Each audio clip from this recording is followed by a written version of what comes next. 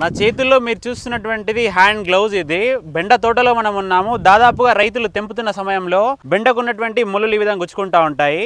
So ఈ విధంగా తెంపుతున్న సమయంలో మాత్రము తగు జాగ్రత్తలు తీసుకోవాలి. నా ముందర మీరు చూస్తున్నదంతా కూడా కావేరీ కంపెనీకి చెందినటువంటి శుభంగా అనే విత్తనం. ఇది పంటను సాగు చేస్తున్నటువంటి రైతు మనతో పాటు ఉన్నారు. వారి అనుభవాలని అడిగి తెలుసుకునే ప్రయత్నం చేద్దాము. నా పేరు నక్క నాగశివ, మాది దేవరగుంట, నూజివీడు మండలం, ఏలూరు జిల్లా. మేము దాదాపు ఒక 42 సెంట్లు మేము కావేరీ శుభంగా అనే విత్తనం పెట్టాము. వేరే విత్తనాలకి దీనికి ఉన్న తేడా ఏంటంటే ఇది చాలా దగ్గర కనుపు ఉంటుంది.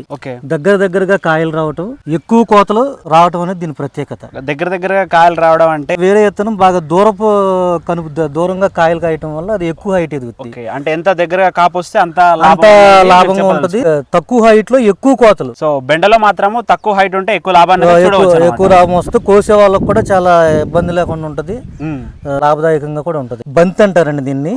ఈ కాపు వచ్చేటట్టు బంతి అనేది చాలా ఒక 50-55 కోతల వరకు కూడా అది చాలా బంతి అనేది చాలా స్పీడ్ గా వస్తూ ఉంటది, బాగుంటది.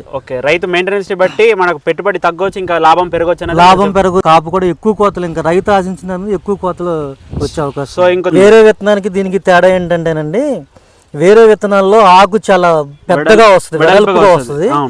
అంతేకాకుండా కొన్ని విత్తనాల్లో ఈ మొక్కలు అనేవి అన్ని ఒకలాగా ఉండవు. కొన్ని తెలుపు రంగులో వస్తూ ఉంటాయి, కాయలు కూడా తెలుపు రంగులో వస్తాయి. అలాగే కొన్ని పసుపు రంగులో వస్తాయి, కాయలు కూడా పసుపు రంగులో వస్తూ ఉంటాయి.